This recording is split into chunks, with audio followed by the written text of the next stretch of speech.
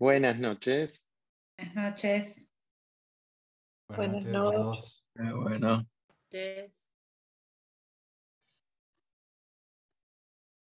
Buenas noches. Bueno, vamos a dar comienzo a esta conferencia. Consumo problemático de drogas, mitos y realidades, a cargo del licenciado Alberto Trimboli. Yo voy a coordinar la reunión. Soy Gerardo Rubinstein, soy miembro del Comité de Extensión de APUEVA, Asociación Psicoanalítica de Buenos Aires, y USAM, Instituto Universitario de Salud Mental. Esta es la penúltima conferencia del año. Hemos tenido a lo largo del año una sobre Gardel, del mito de la resiliencia, una sobre accidentología, una sobre el guionista en el cine, otra sobre bullying y otra sobre la orquesta juvenil La Cava. El mes próximo va a haber una conferencia de la licenciada Solange Comauer, que va a ser la última del año. Bueno, ahora paso a presentar al licenciado Alberto Trimboli, que es doctor en psicología, psicólogo clínico, presidente honorario de la Asociación Argentina de Salud Mental, expresidente de la Federación Mundial de Salud Mental, coordinador del área de adicciones del Hospital General de Adultos, doctor Teodoro Álvarez. Su currículum continúa, pero he rescatado las cosas que me parecen más importantes. Ahora le doy la palabra al licenciado Trimboli. ¿No te importa si yo escucho un poquito esto, después cómo? Les pedimos apagar, mutearse, por favor. Mientras se mutean, yo voy a cargar, a enchufar la... perdón. No, voy a buscar el cargador. Un segundito.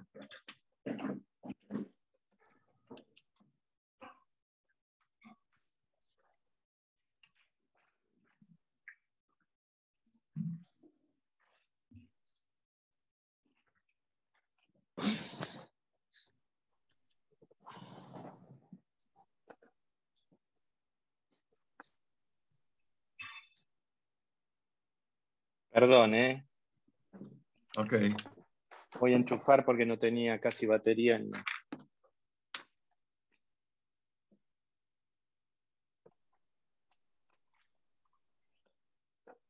Bueno, así estamos más tranquilos. Bueno, gracias Gerardo por la invitación. Es un gusto enorme compartir con ustedes esta noche sobre el tema de los consumos. Y la verdad que es una verdadera sorpresa y un gusto también que un tema como esto, que es bastante rechazado, no solo por la sociedad en general, sino también por los profesionales, no estoy hablando de todos, pero es como un tema bastante estigmatizado, como un rechazo bastante fuerte, que haya tantos interesados esta noche. Bueno, yo, como les dijo algo Gerardo, yo en este momento estoy, además de participar de la Asociación Argentina de Salud Mental, estoy coordinando el área de adicciones del Hospital Álvarez, que está dentro del Servicio de Salud Mental. Y bueno, y quería hablarles, ahora voy a abrir pantalla, voy a compartir pantalla.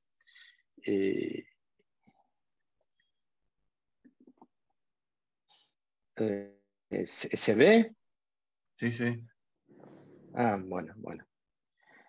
Bueno, el título de la conferencia, de la charla, bueno, tiene que ver con los consumos, pero con los mitos y las realidades, porque este es un tema que está rodeado de muchísimas digamos, mitos que circulan alrededor del tema, pero que en realidad la mayoría no son ciertas, mucho no se sabe sobre el tema, hay bastantes dificultades en comprender la problemática, ¿no?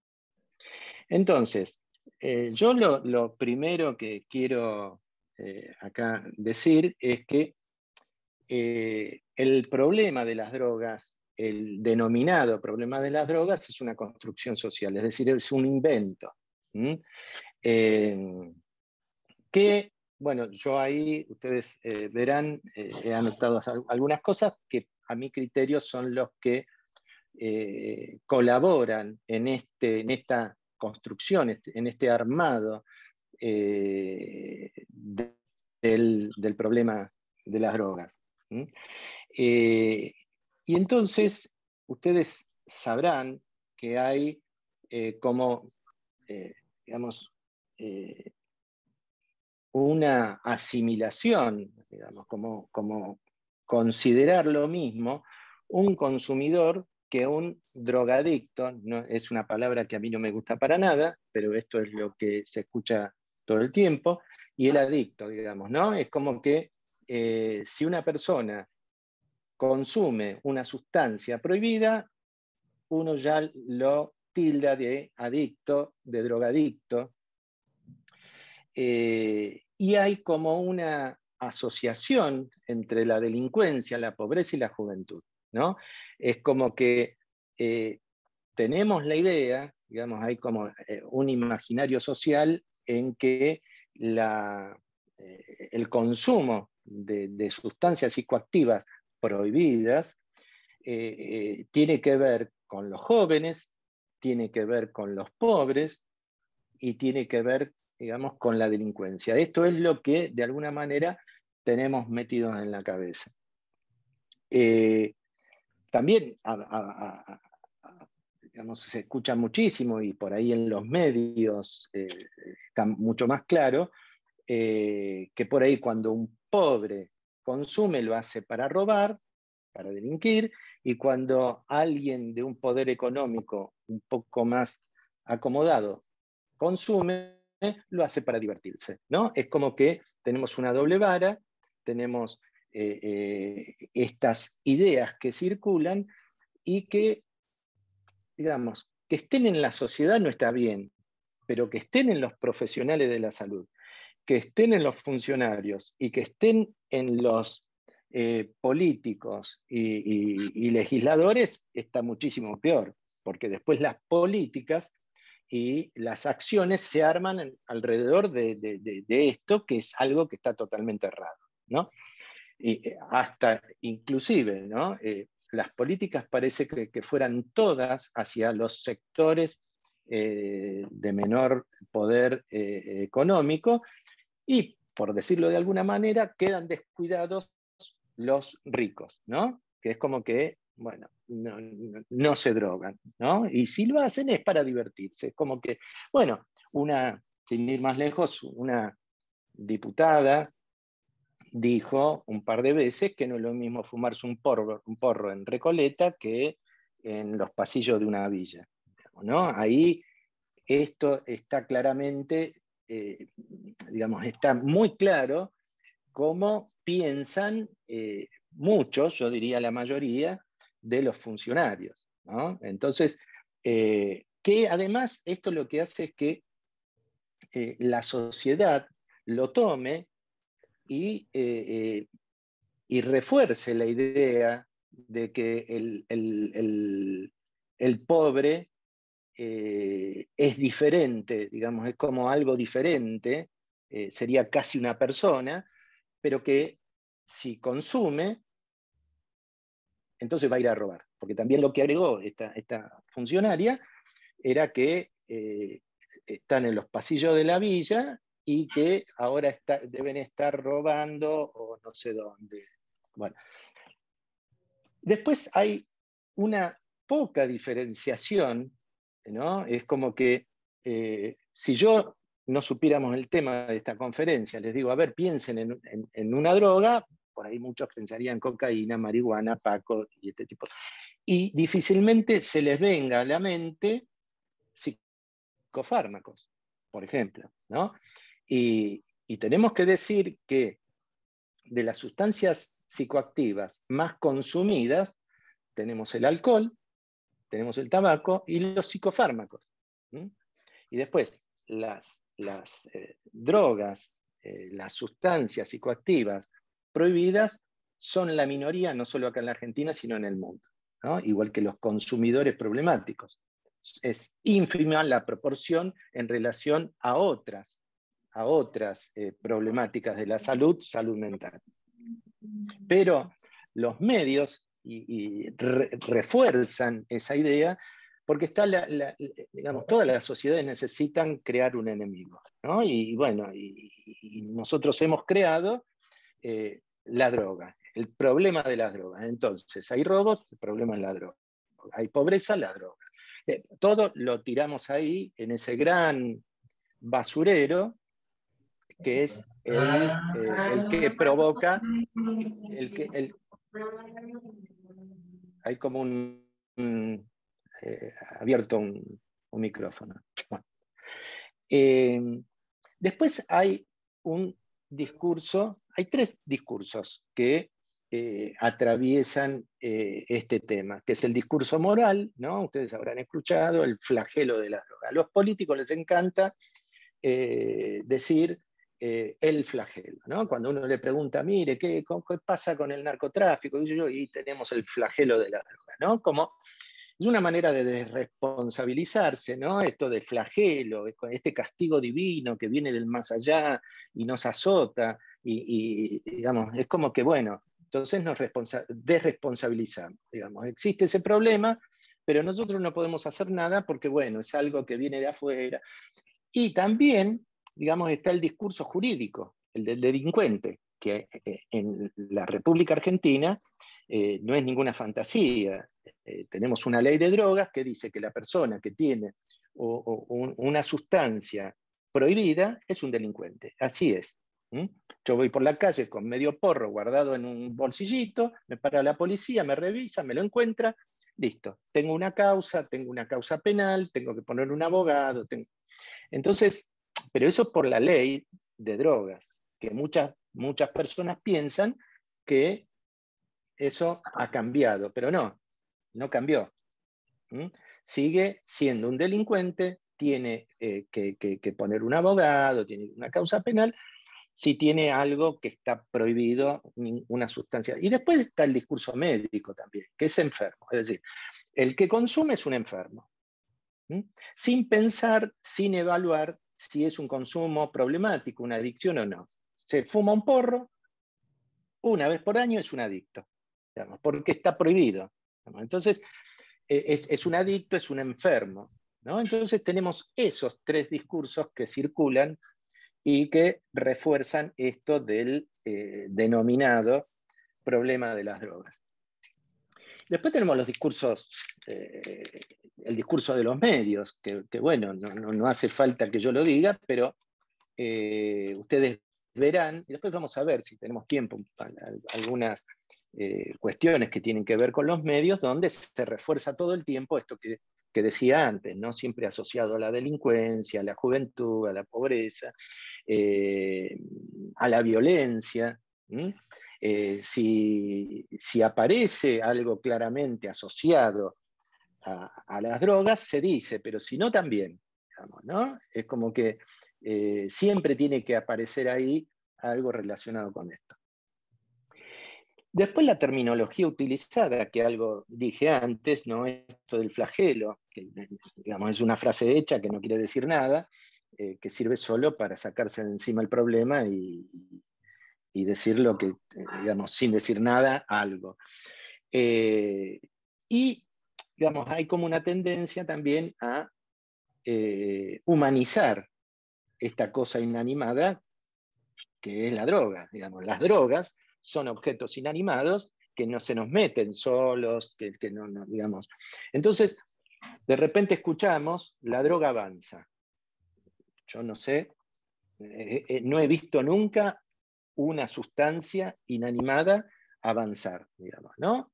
En lugar de decir, no sé, el narcotráfico avanza, qué sé yo, el consumo crece, no, es la droga la que avanza.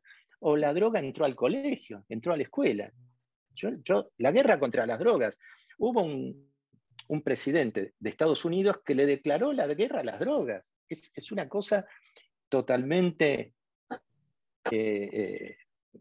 digamos, rara, pero bueno, se le declaró la guerra a algo que está ahí quieto, que no se mueve, y que bueno, o también otro presidente de Estados Unidos, porque nosotros todo esto lo heredamos de ellos, digamos, ¿no? Son las órdenes que nos da, como digo, el gran papá del norte, ¿no? Que nos dice cómo tenemos que pensar, y entonces lo declaró enemigo público número 1 a la droga, ¿no? Aparte no es a las drogas, es a la droga, ¿no? Es como algo más ahí, es casi una persona, ¿no? Entonces, la droga entra a la escuela, y después escuchamos todo el tiempo estupefaciente, ¿no? Estupefaciente es un término jurídico que se le da a las sustancias prohibidas. Y esto lo que hace es que lo asociemos más a lo penal y lo asociemos a lo judicial. Y entonces seguimos asociando más que a un tema, haciendo como que es un tema de salud, es más un tema penal judicial.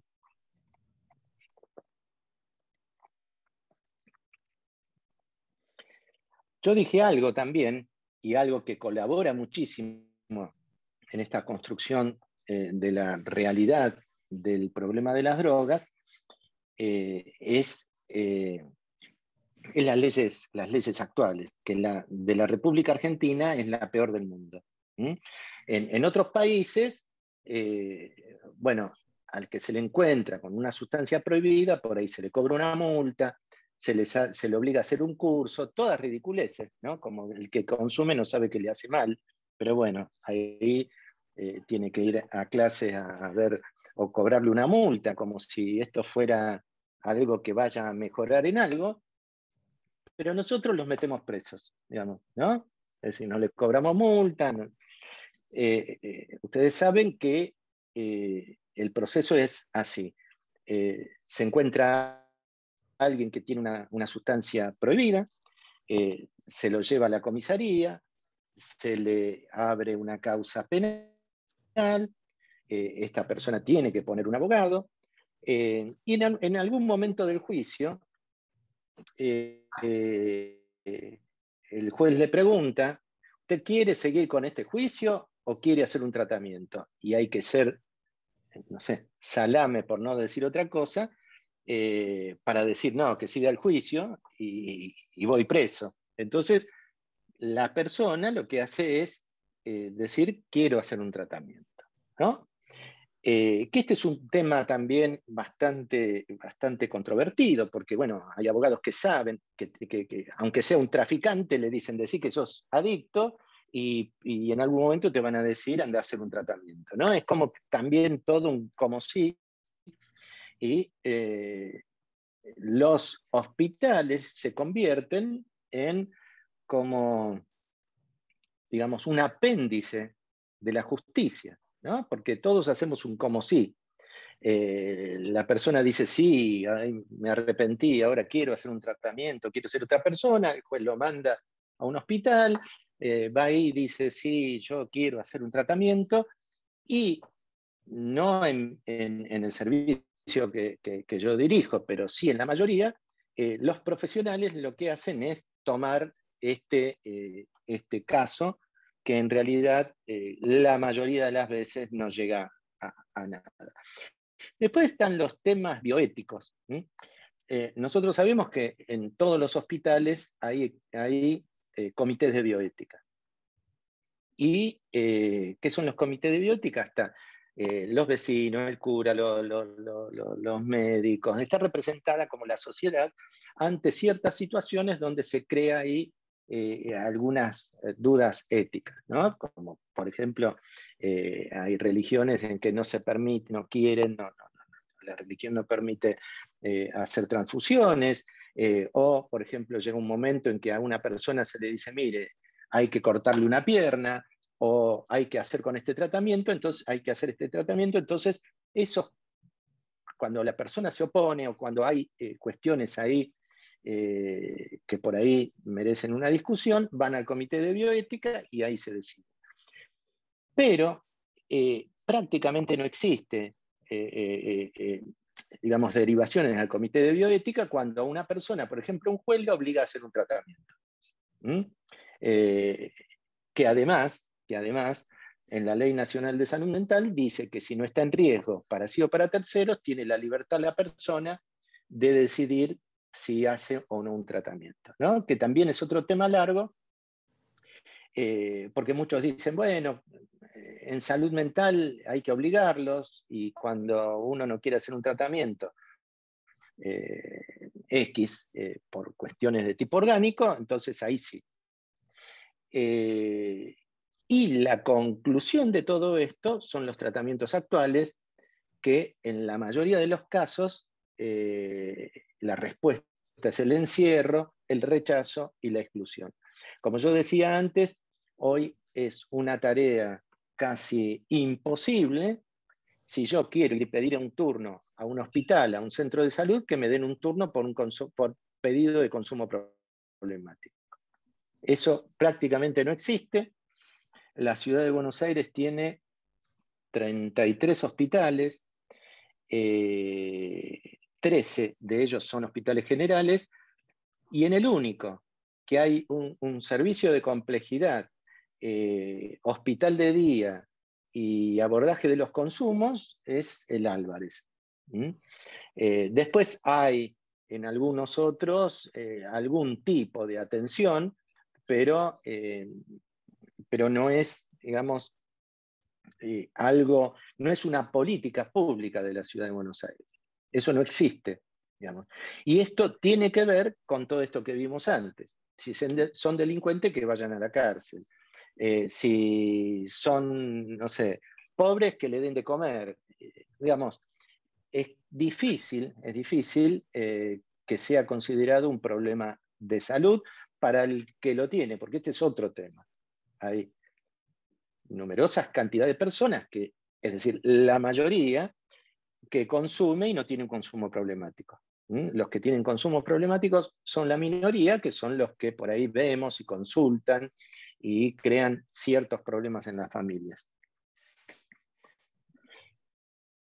Entonces, esta construcción en la construcción social de la realidad intervienen varias categorías. Yo anoté 4 acá para que charlemos, que son las representaciones sociales, los prejuicios, el estereotipo y el estigma. Estas son 4 que intervienen en la creación de la realidad.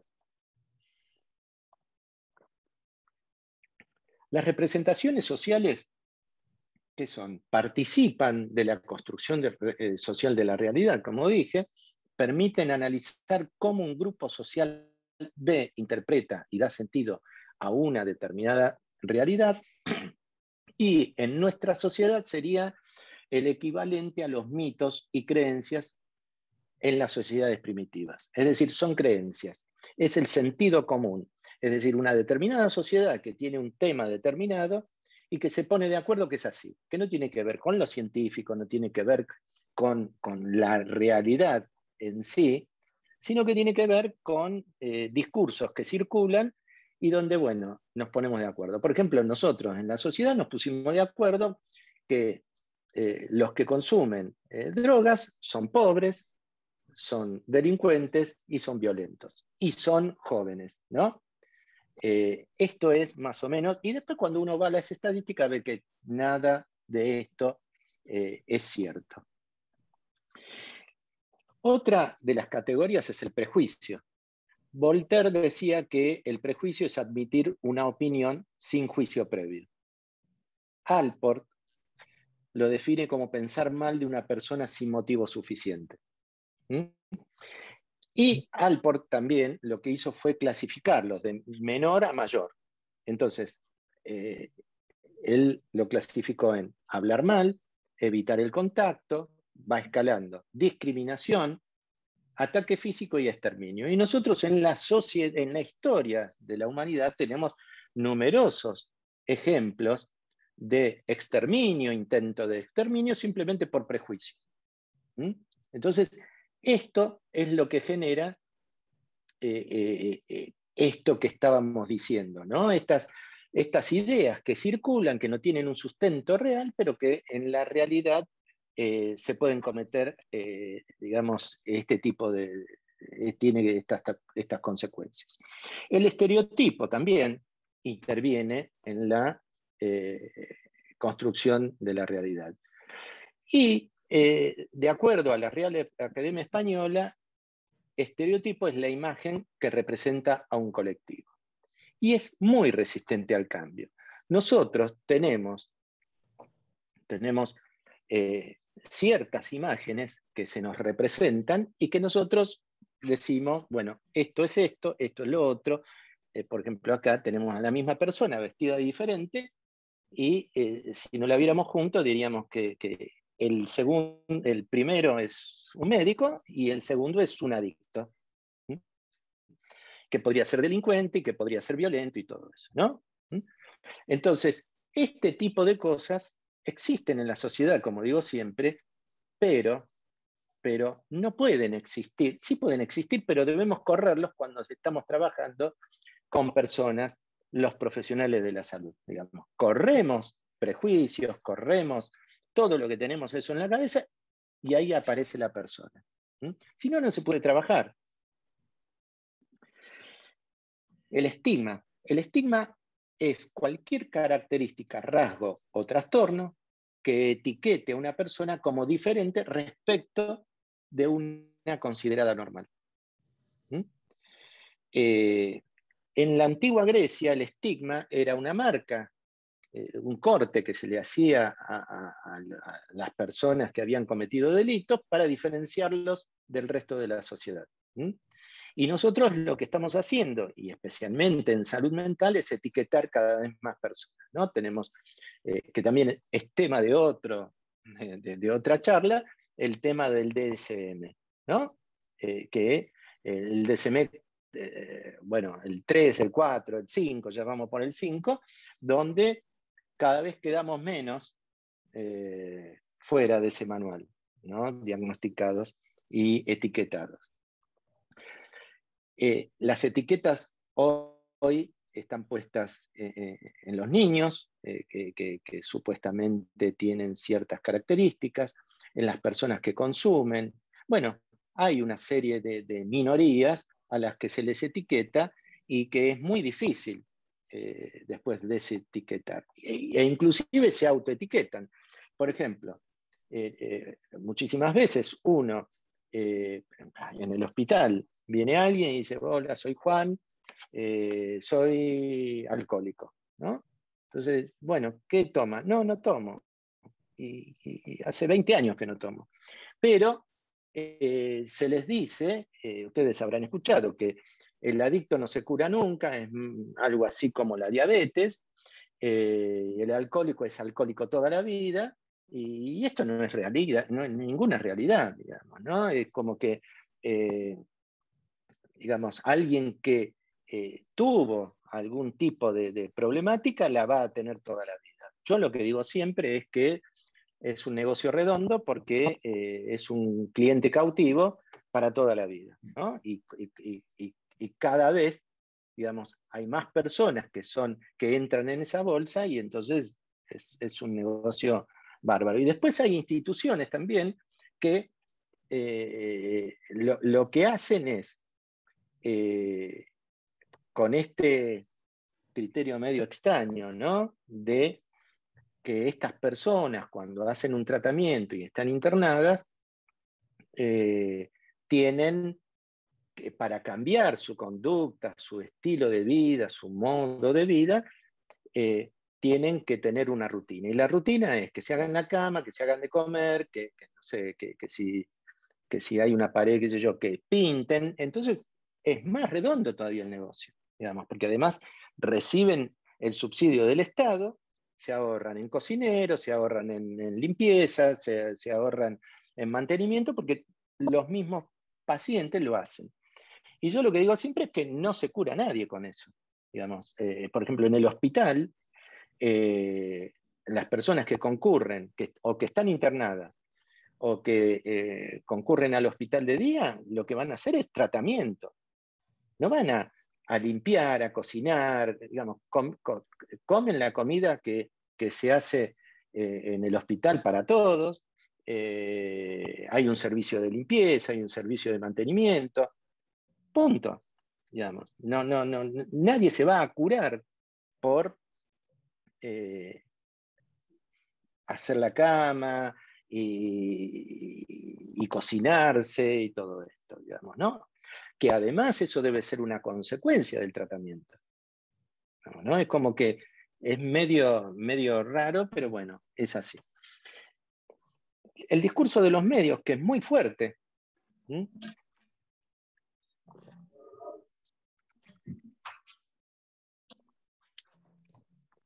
Los medios incluyen en sus conclusiones las creencias y discursos que circulan por ahí, ponen el acento en el objeto peligroso droga, ¿no? Como si yo lo que decía antes, es un objeto inanimado que está ahí y que, digamos, no se mueve, no tiene vida, no respira. Lo que sí es esa relación que entabla esa persona con ese objeto. Pero es esa persona el que hace uso de ese objeto. No es el objeto, si no, prohibamos también el fuego, los autos, las armas, no sé, qué sé yo. Prohibamos todo lo potencialmente peligroso y listo. Y después también, bueno, como decíamos antes, asocia peligrosidad, pobreza, delito, violencia con el consumo. Fíjense, este es un ejemplo de lo que yo le decía, la droga avanza. Es inimaginable que ese objeto avance a ningún lado. Después hay también, esto aparece en los medios, pero también los medios toman esto. Fíjense, ahí hay policías o no sé, militares o algo parecido, armado hasta los dientes, una persona esposada, y atrás, y está hecho a propósito, dice prevención y control de las adicciones, ¿no? Entonces, si fuera de las adicciones, tendría que estar el SAME, tendría que haber médicos, tendría que haber psicólogos, no. Entonces, esto, la persona que está en su casa y ve esta imagen en la tele, asocia las adicciones, que es un problema de salud, con el narcotráfico, el delito y todo esto. Entonces, esto lo que hace es, como resultado, que la sociedad después discrimine, digamos, a estas personas. Después, esto también, fíjense, ¿no? Bueno, muchos conocerán al sujeto este. Fíjense el título, Itatí, narcos y jueces cómplices, y en lugar de poner, no sé, llame no sé, al Ministerio de Seguridad o lo que sea, le ponen ahí, salir de las adicciones es posible, ¿no? Llame a Cedronar. Esto es de vuelta una asociación equivocada que da una imagen, que da un mensaje equivocado. Esto tengo que decirlo, a partir de 2020 esto se cambió, y ahora, por ejemplo, en este programa, en esta nota, ahora va, que tampoco lo hacen, pero la resolución está. Tiene que ir, llame al Ministerio de Seguridad, qué sé yo. En cambio, en en las notas que tienen que ver, sí, con los problemas de consumo, por ahí alguien que está sufriendo, alguien que tiene un problema, una familia, entonces ahí sí tiene que aparecer el cartelito de Cedronar. Que Cedronar, ustedes sabrán, no tiene nada que ver desde hace algunos años con el narcotráfico, nada. Lo que pasa es que no sé por qué no le cambian el nombre y quedó Cedronar. Antes era Secretaría de Lucha contra la Droga y el Narcotráfico, y ahora quedó Cedronar, pero es Secretaría de Políticas Integrales de Drogas de la Nación. Pero solo se ocupa de los tratamientos Cedronar. Así que acá tenemos, por ejemplo, me queda todavía, ¿no? Sí, queda tiempo. Sí, adelante. Sí, por ejemplo, acá vemos en esta nota, lo asaltaron y antes de escapar le pegaron 6 tiros. Bueno, se describe cómo fue el hecho y al final dice, tampoco parecía que hubiesen consumido alguna droga, contó la suegra, ¿no?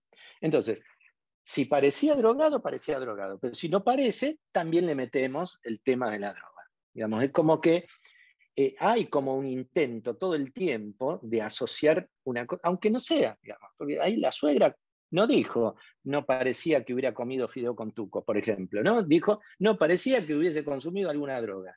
No sé si nadie le preguntó, pero lo dijo. Después, también, por ejemplo, acá pasó esta nota algo parecido, ¿no? Ahí yo taché porque es un gobernador, dijo, hechos como este tienen que ver con la droga. No sé de dónde lo sacó, pero lo dice. Y siempre estamos dándole vuelta a eso. Esta es una carta también de lectores, donde, bueno, hay alguien que hace una nota y dice, estaba muy zarpado, y le agregan, drogado el pibe. Es decir, que siempre estamos dando vueltas sobre esto y nos meten en la cabeza, se nos mete en la cabeza justamente esto que nos generan el rechazo a esto. Y esta también carta de lectores, bueno, dice un montón de cosas. Dice, para tratar la inseguridad que mata a tanta gente honesta y trabajadora y a los delincuentes, producto de la vagancia, la droga y la falta de cultura. Digamos, ahí metimos todo, pero la droga siempre está circulando en todo lo malo. Y después, cuando vamos a la realidad, a las estadísticas, solo el 10% de estos hechos corresponden a causa vinculada con la droga. Digamos, el 10%. Lo que tenemos que decir es que esto, que el consumo de sustancias psicoactivas existe desde que existe la humanidad. Pero nunca antes se había generado este tipo de problemas mientras estaban asociadas a las sustancias naturales, a las plantas, bueno, hay animales psicoactivos también, y estaba asociado a las prácticas culturales, al trabajo y a la religión. Por ejemplo,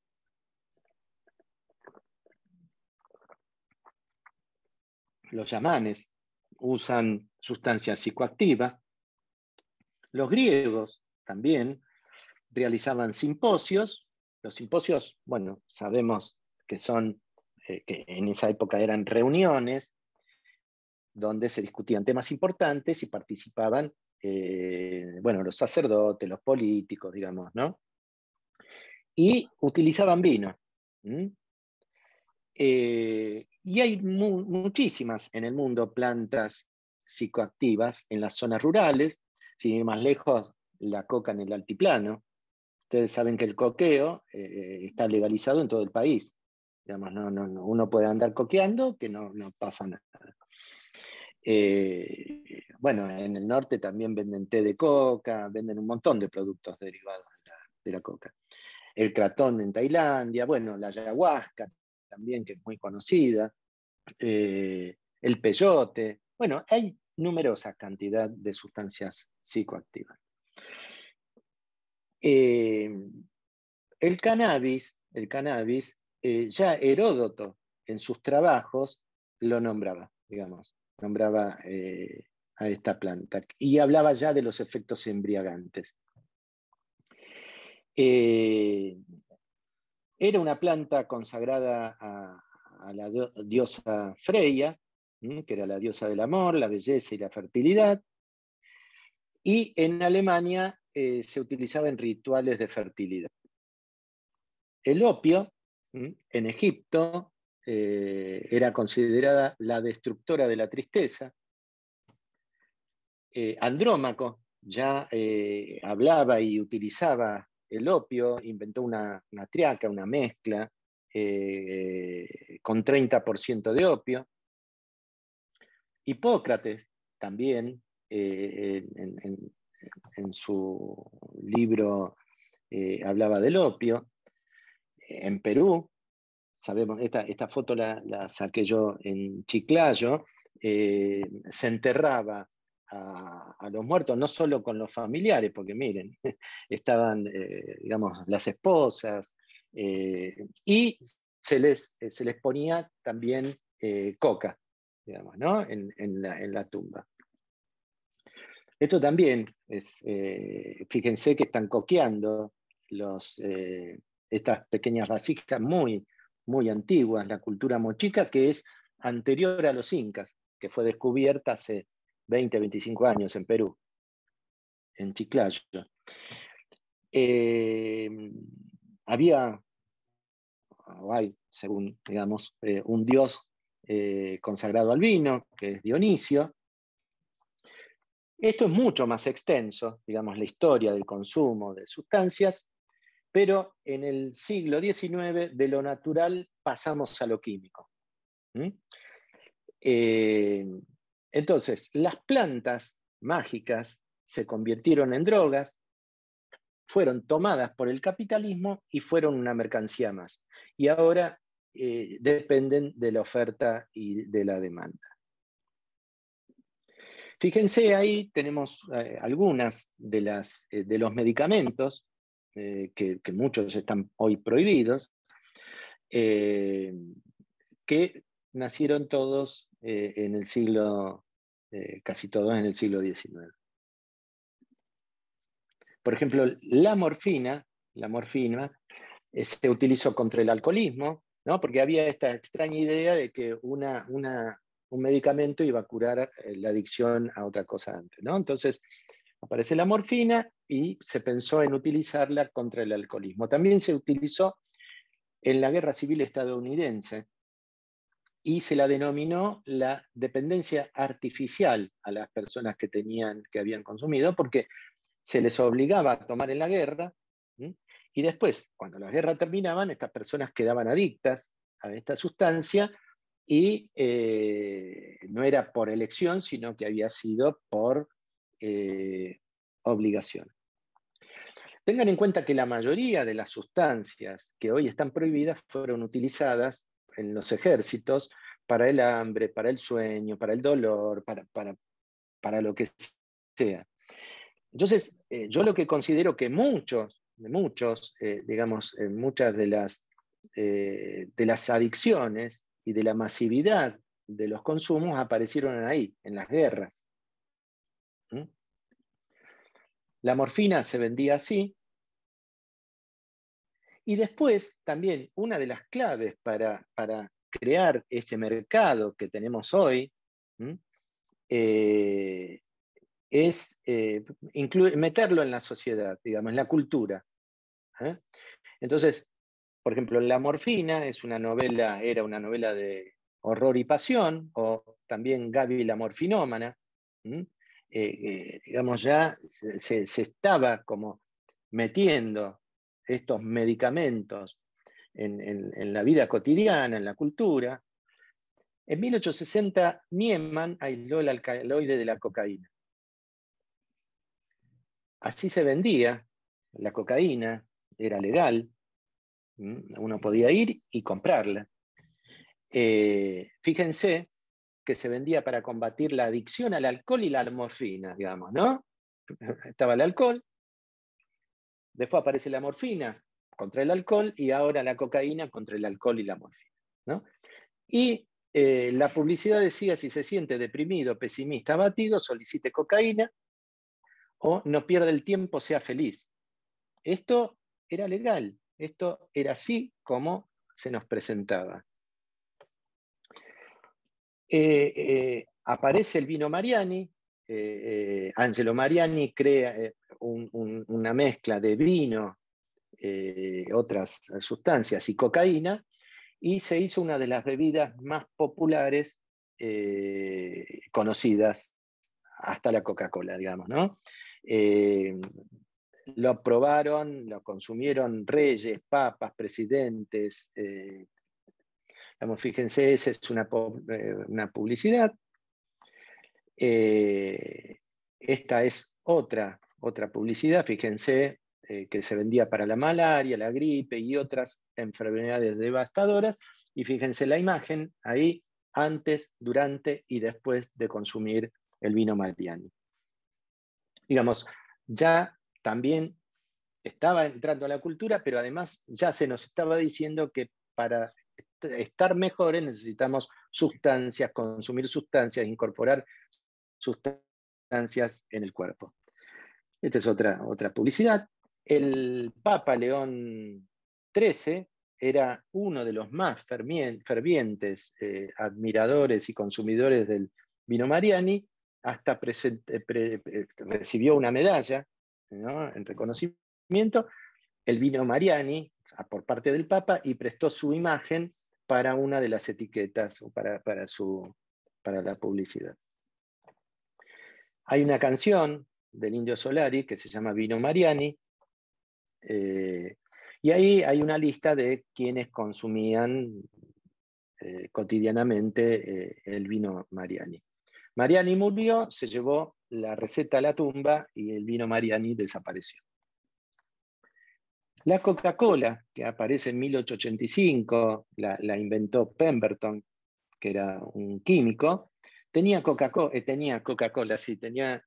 cocaína en su fórmula, hasta que se prohibió en Estados Unidos y se reemplazó esa cantidad de cocaína para hacerla adictiva por cafeína. Ahí está, este es una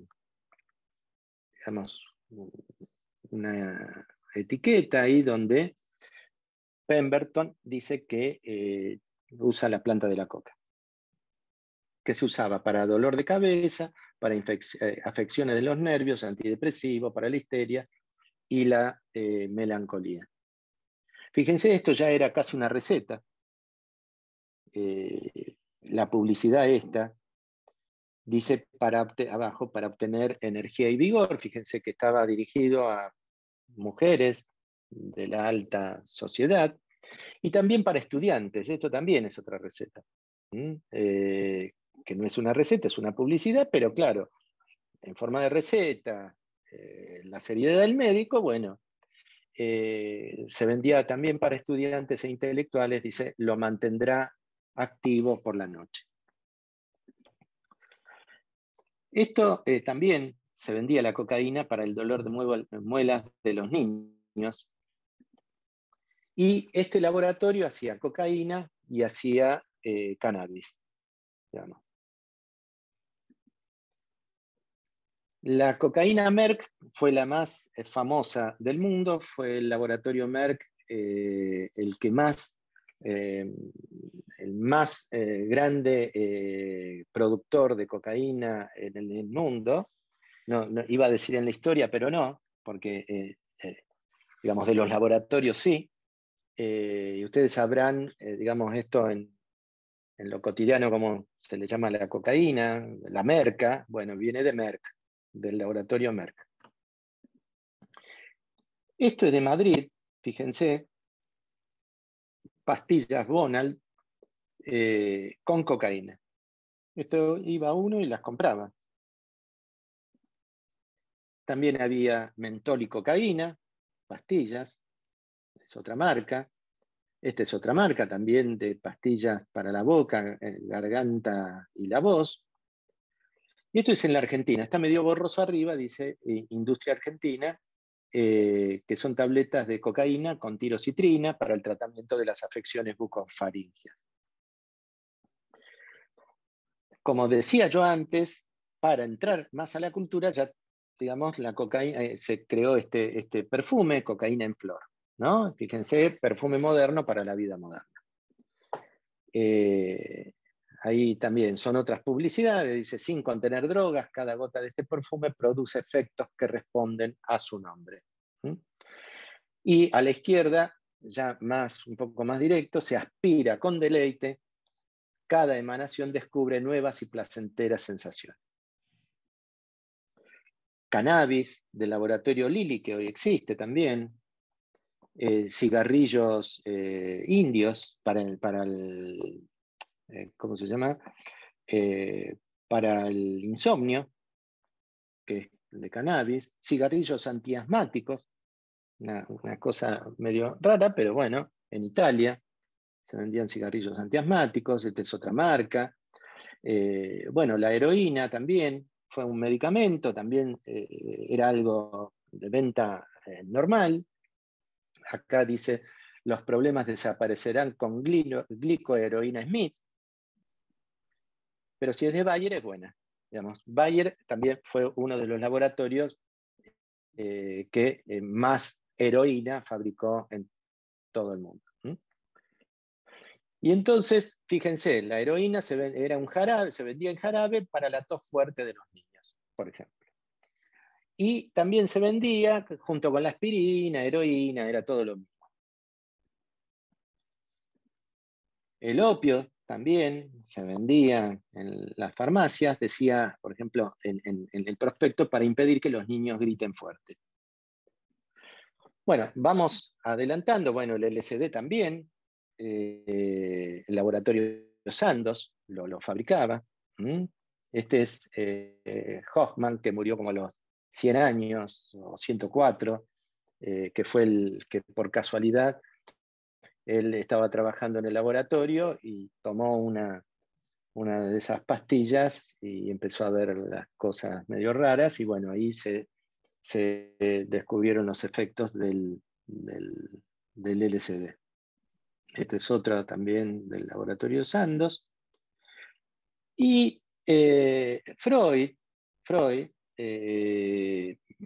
también, él consumió cocaína. Yo siempre digo que no era un consumidor problemático, era un consumidor. Él, en Uber Coca y ahora no recuerdo, escritos sobre la cocaína de Vic, donde se agregan, digamos, cartas a su novia, después su esposa, donde Freud por ahí le decía, mañana a la noche me tengo que encontrar con el doctor tal, voy a tomar un poco de cocaína para sentirme mejor. Digamos, no era un consumidor problemático, sí, consumía.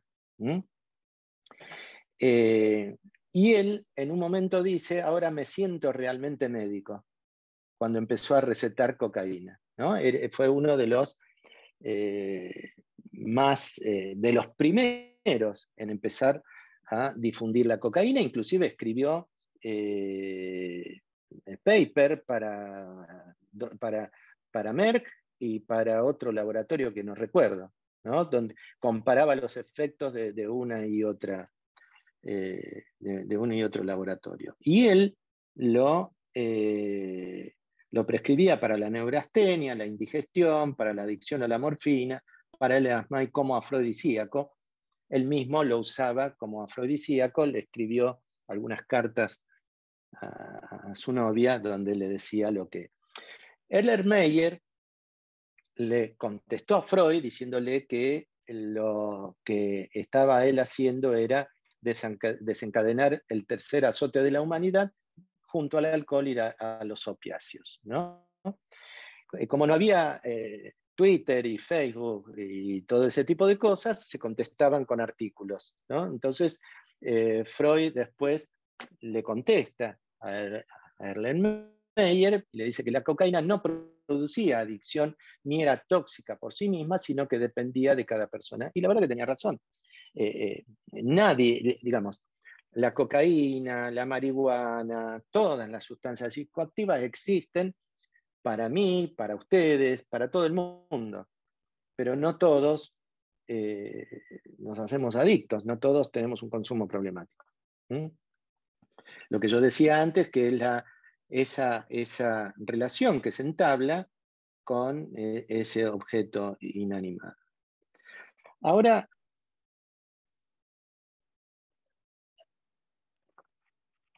yo lo que quisiera, para aprovechar,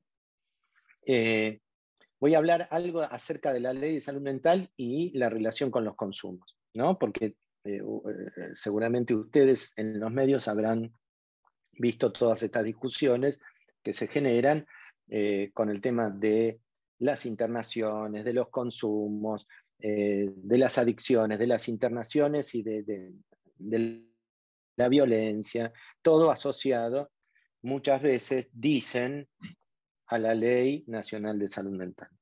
La Ley Nacional de Salud Mental tenemos que saber que es para los servicios y efectores públicos y privados, inclusive para nosotros. La Ley Nacional de Salud Mental también rige dentro de un consultorio. La Ley Nacional de Salud Mental lo que dice en su artículo 4, y yo creo que es uno de los mayores logros de la ley, es que considera las adicciones como parte integrante de las políticas públicas de salud mental, ¿no? Fíjense que tuvo que aparecer un artículo 4 de una ley de salud mental para decir, muchachos, ojo que las adicciones son un problema de salud mental, no son un problema de los presos, de los delincuentes. Esto es muy importante porque lo que hace es que nos obligue, para los que no estábamos trabajando en la problemática, nos obligue a hacerlo. Y lo que dice es que el uso problemático de drogas legales e ilegales tienen todos los derechos y garantías que se establecen en la presente ley. Porque, bueno, también es tema de otro momento, pero ustedes saben que en la mayoría de los dispositivos, en la mayoría de las instituciones que atienden personas con consumo problemático, se violan derechos porque usan castigos, usan expulsiones, usan diferentes cuestiones pensando que con eso se van a curar, porque piensan, vaya a saber por qué, que es un problema de conducta, ¿no? Y que cambiando la conducta y se va a curar. Entonces, si todos tienen los mismos derechos que las personas que tienen problemas de salud mental, entonces, por ejemplo, como dice uno de los artículos de la ley, si hacen un trabajo, se les tiene que pagar. Esto de que mandamos a vender a los adictos, entre comillas, no me gusta decir adictos porque son personas que tienen un problema de consumo, son personas que tienen un problema de adicción, se los manda a vender a los colectivos, se los manda a hacer, a trabajar, y nadie les da un peso por eso. Bueno, tenemos un ejemplo de hace muy poquito, ese ex panelista Teto Medina, que bueno, que surgió porque él es famoso, si no, no nos hubiéramos enterado, pero esto pasa todos los días, y es más, está pasando en este momento en varias instituciones, esto que se descubrió. Garantiza el respeto de los derechos humanos, por los derechos humanos, la ley de salud mental, la asistencia de las adicciones dentro del sector de la salud, el abordaje en la comunidad, la continuidad de cuidados, la intersectorialidad, es decir, la salud mental no es un problema solo del sistema de salud. Si una persona que tiene un problema de salud mental no tiene trabajo, no tiene vivienda, no tiene, digamos, todo esto el Estado tiene que reconocérselo y, por ejemplo, hay una persona que se interna porque tiene un problema de salud mental. Se le da de alta, pero no tiene familia, no tiene vivienda, no tiene trabajo. Tendría que ir a la calle, porque el sistema de salud ya cumplió con su cometido, que es, entre comillas, curarlo y listo. No, pero esta ley de salud mental habla de intersectorialidad, es decir, diferentes sectores, no solo habla de interdisciplinariedad, es decir, diferentes profesiones, saberes, se tienen que ocupar del tema, sino que también es intersectorial. Y lo que también pone como importante, para mí es importante, la participación comunitaria de los usuarios, la familia, los clubes, organizaciones sociales dentro de los tratamientos.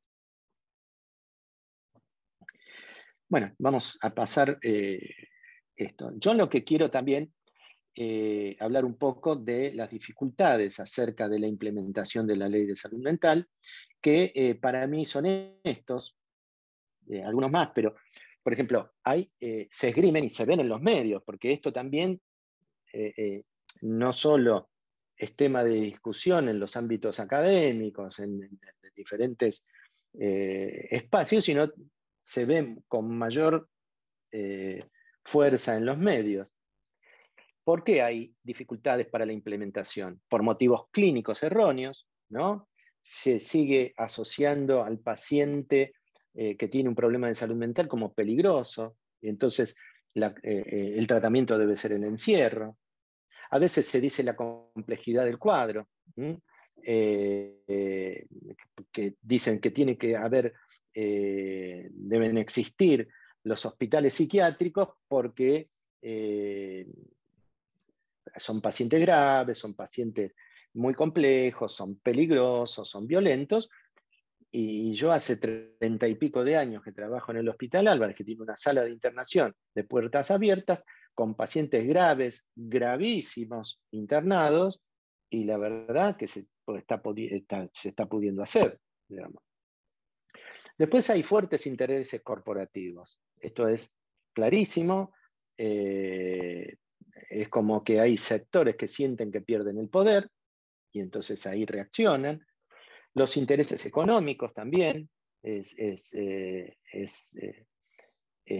uno de los temas que aparece, porque, por ejemplo, no sé si seguramente saben, otros no lo sabrán, que la ley de salud mental, como yo decía, es para el sector público y el sector privado, y que, por ejemplo, si yo tengo un problema de salud mental, tengo una crisis y me tienen que internar, si yo voy al Otamendi, me tendrían que internar en el Hospital Alemán, en el Mater Dei, en el Basterrica, digamos, todos los hospitales públicos y privados, clínicas y sanatorios tienen que tener tratamiento e internación para salud mental. Entonces, claro, aparecen estos sectores que no quieren poner un peso más en los temas de salud mental, y entonces se oponen.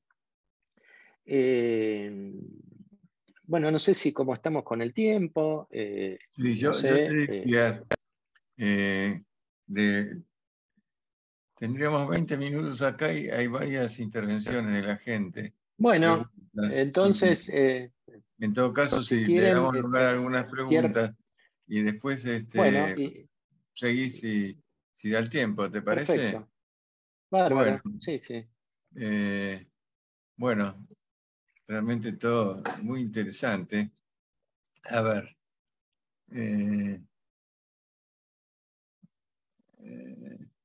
El subsidio es escaso, también no llegan a cubrir ni los honorarios. Alguien comenta.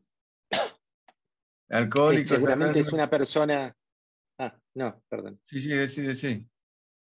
Responde. No, estaba diciendo que seguramente la persona que comentó se está refiriendo a lo que se le paga por persona, porque la mayoría de los tratamientos son subvencionados por el Estado, digamos, ¿no? Entonces hay como una queja, y a veces es como, ¿qué es primero, el huevo o la gallina? ¿No? la mayoría de las instituciones no tienen profesionales, por ejemplo. Tienen un psicólogo, un médico que que a veces va a repetir la receta. No digo todos, pero la mayoría. Y muchísimos lo que hacen es, lo que digo, es contratar mano de obra barata, que son los denominados exadictos, ¿no? Que están totalmente fuera de la ley en ese trabajo, porque son ex usuarios del sistema de salud mental que la ley los contempla, pero no pueden hacer terapia individual, no pueden coordinar un grupo, no pueden tener entrevistas familiares, los denominados operadores socioterapéuticos. Entonces, ¿qué es primero, huevo o la gallina? Digamos, se les paga poco y entonces no tienen para poner, digamos, profesionales, o ¿cómo es, digamos, no? O no ponen profesionales y entonces se les paga poco. Me parece que ahí hay un tema que tenemos que ver. Alcohólicos Anónimos es gratuito y ayuda mucho a los alcohólicos a recuperarse. Sí, estoy de acuerdo. Yo no soy de recomendar Alcohólicos Anónimos, no. Pero si viene una persona y me dice, estoy yendo a Alcohólicos Anónimos y me hace bien, perfecto, que siga.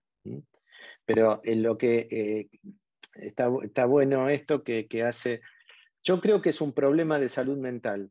Ninguna persona que no tenga un problema de salud mental va a llegar a tener una adicción o un consumo problemático. Lo que hay que tratar no es la adicción, no es el consumo, hay que tratar el cuadro.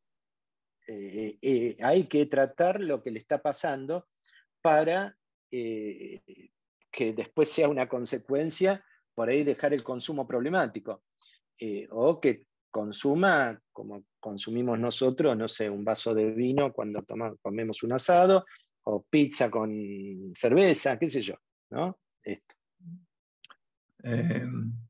Dice, ¿qué queremos decir con todo esto? ¿La droga es buena? ¿No hay que hablar de la droga? ¿Drogarte pero menos? Estoy analizando.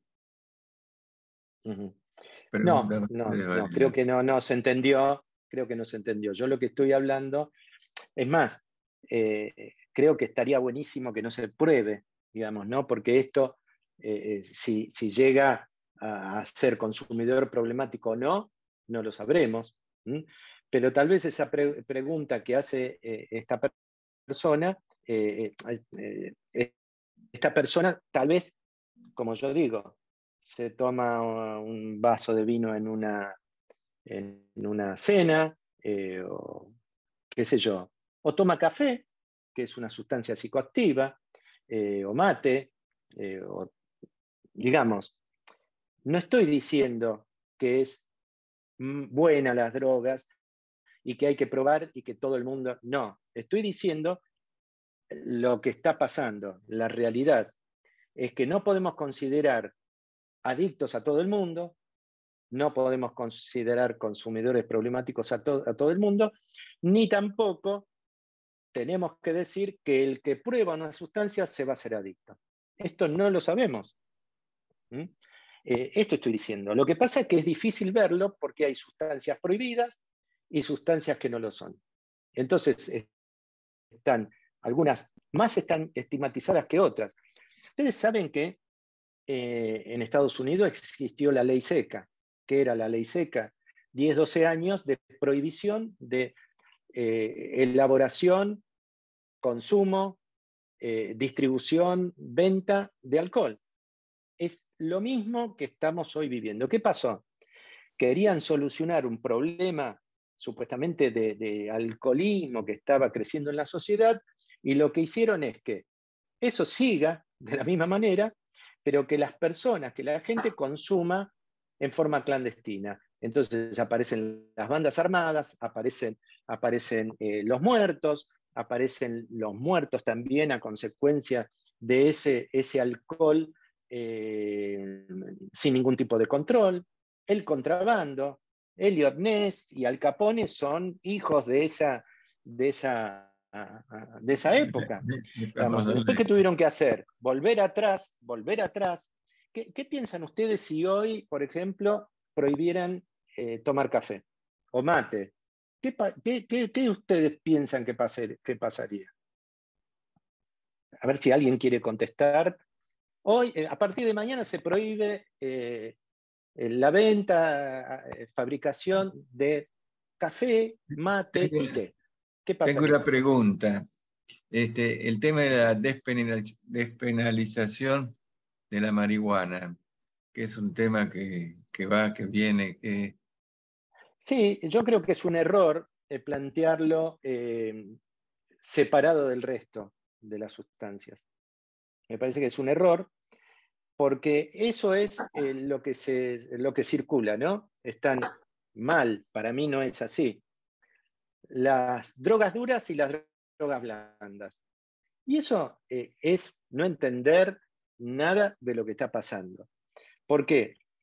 Hay personas que pueden tener un problema grave con la marihuana y no con la cocaína, o con el alcohol, o, sin ir más lejos, con cualquier otra sustancia, inclusive aquellas que son necesarias para vivir, que es la comida. Ustedes saben que la comida es una sustancia y que hay personas que tienen bulimia, anorexia, obesidad, digamos.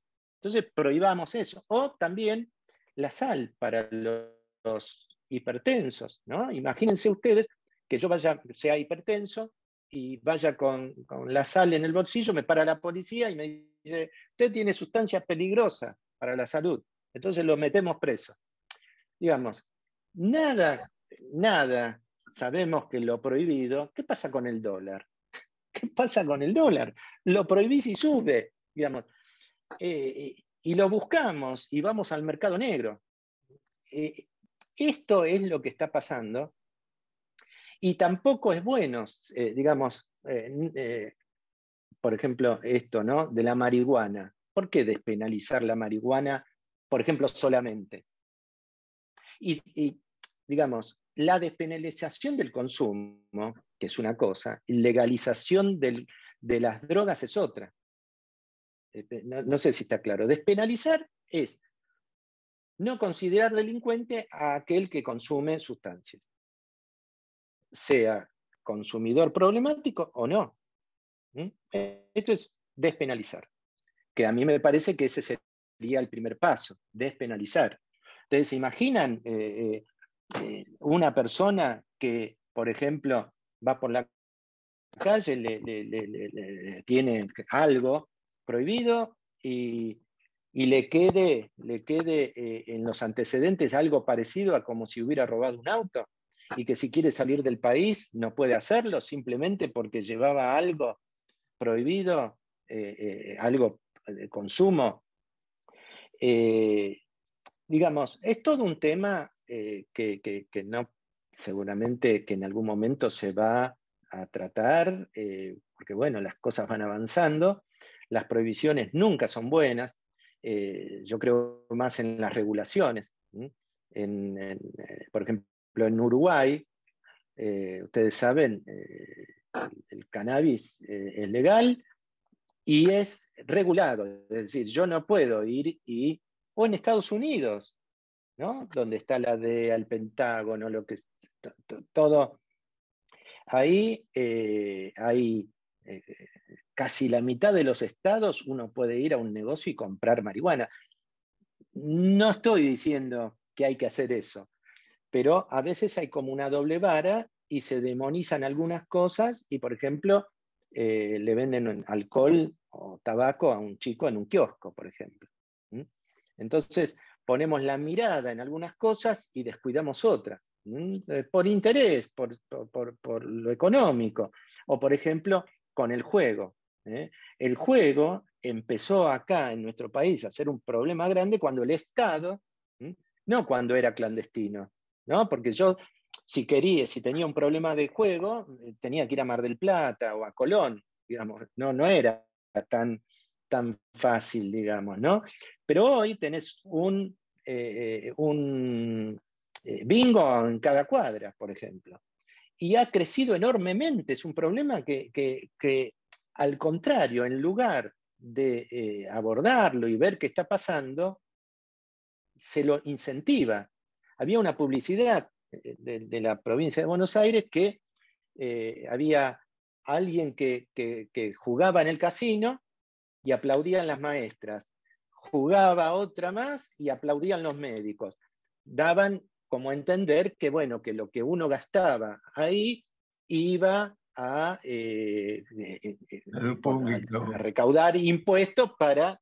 Entonces son mensajes terroríficos, digamos, ¿no? Y después, bueno, yo lo que quiero es que quede claro que esto que yo digo no es apología del consumo, sino que seamos realistas y que somos, no sé si todos son profesionales, pero que todo esto tenemos que correrlo para poder ver ahí a una persona, ¿no? Si queremos ayudarla. Ahora, si queremos castigarla, excluirla, bueno, sigamos pensando como piensa la mayoría. Otra pregunta. ¿Vos podrías dar una pauta de cómo es un tratamiento de un adicto problemático en Sí. tu servicio? No, eso sí, puedo.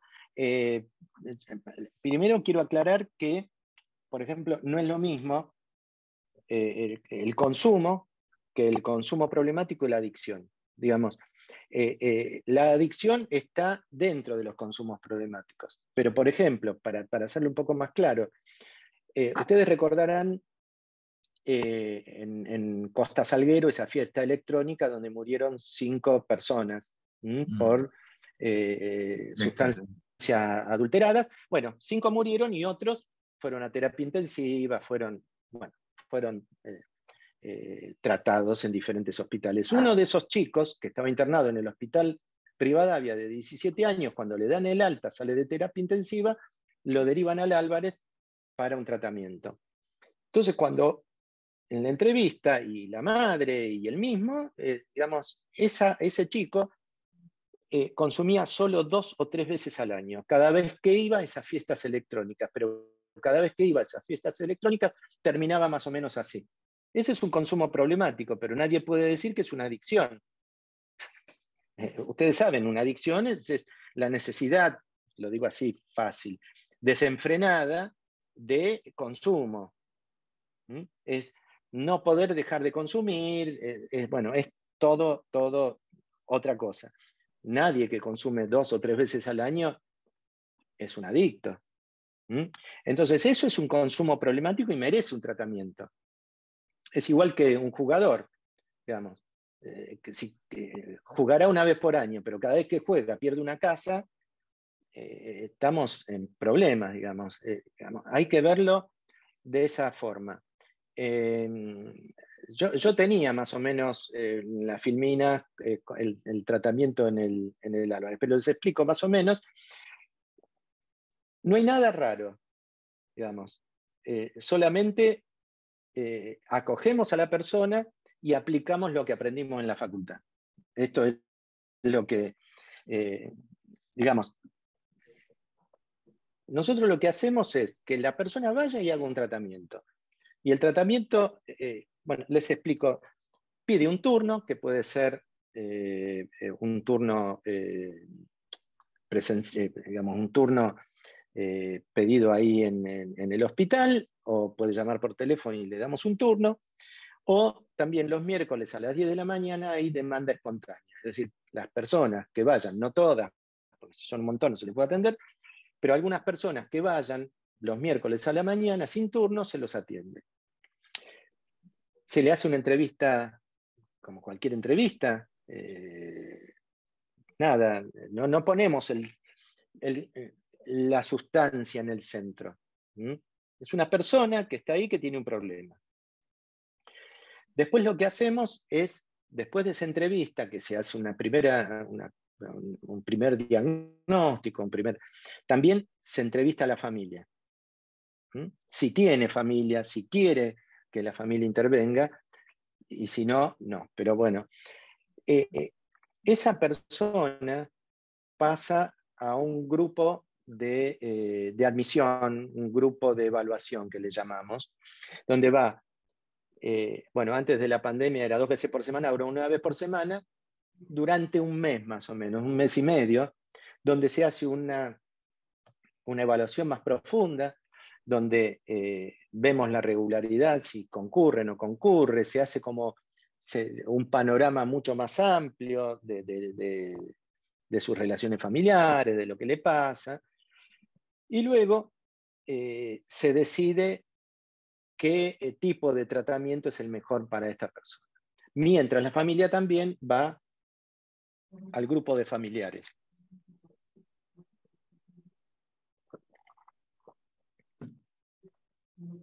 Los tratamientos posibles son terapia individual sola,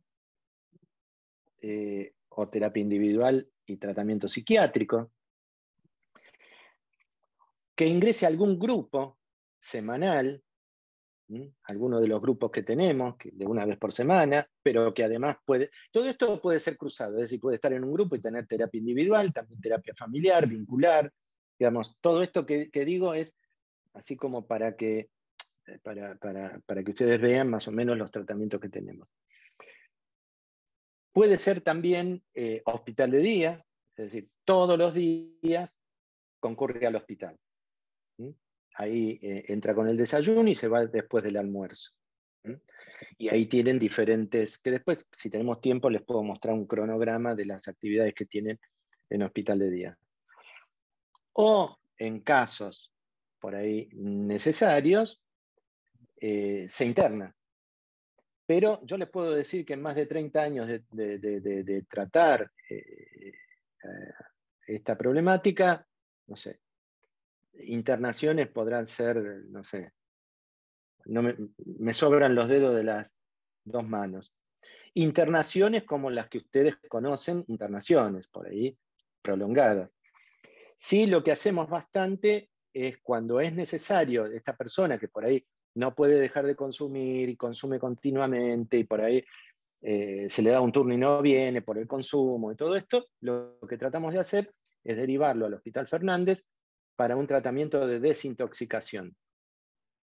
Ahí está, no sé, 4 o 5 días, 1 semana, y después de ese tratamiento vuelve y puede iniciar el tratamiento o retomarlo si ya estaba. Pero hay personas que están en hospital de día, pero además tienen que tener un tratamiento psiquiátrico, o que están en hospital de día y además tienen terapia familiar, o, bueno, por eso digo que no hay nada raro ahí. Después lo que hacemos mucho también es vincularnos, articular, por ahí buscar subsidios para viviendas si no la tienen, tratar de articular con centros de formación, por ahí para que hagan un curso de, no sé, de cocina, de peluquería, de, no sé, de algo. También, si tienen un curador, por ejemplo, también articulamos y tratamos de que esa persona tenga todo lo que necesita. Bueno, es como un tratamiento integral, nada diferente a lo de un tratamiento para cualquier persona que tiene un problema de salud mental. Lo que pasa es que está incorporado en la sociedad esto de que si consume marihuana, cocaína o paco, hay que internarlo. 1 año, 2 años, 3 años. Esto es más o menos lo que pasa en general. Te doy un comentario, porque vamos a tener que ir cerrando, porque se va a cortar la conexión. Dice, me pareció un brillante recorrido por la historia de la droga y la salud mental, y la importancia de no perder de vista la singularidad del sujeto en el tratamiento de casos de consumo. Creo que es un buen cierre. Bueno, le agradezco. Para el que quiera ampliar, tengo un libro que es Consumo Problemático de Drogas, base para un abordaje sociosanitario, ambulatorio. Después hay otro también que es esto, justamente lo del tratamiento en el Hospital Álvarez. Es decir, hemos escrito junto con todo el equipo, detalladamente, teóricamente y prácticamente, todo lo que hacemos, que se llama Hospital de Día en Adicciones, la subjetividad e intersubjetividad en la clínica. Bueno, y después tengo otro que se llama El fin del manicomio, que es un poco, digamos, las prácticas necesarias como para que el manicomio no exista nunca más. Bueno, es fantástico que el Hospital Álvarez es un hospital general y que alberga una sala de psicopatología. Esa es la idea que tenía Goldenberg y que por suerte... Totalmente. Te quiero agradecer en nombre de APA y USAM esta excelente conferencia que nos has dado. Y bueno, por ahí vamos a volver a convocarte para mostrar la Con mucho gusto. Dale, con mucho gusto, Gerardo. Ha sido un gusto enorme y les agradezco a todos que hayan estado hasta esta hora acá y bueno, siempre a disposición. Como 70 personas. Así que bueno. Bueno. Un gusto. Muchísimas gracias. Gracias, Alberto. Chao. Gracias por estar. Chao. Gracias. Muchas gracias. Gracias.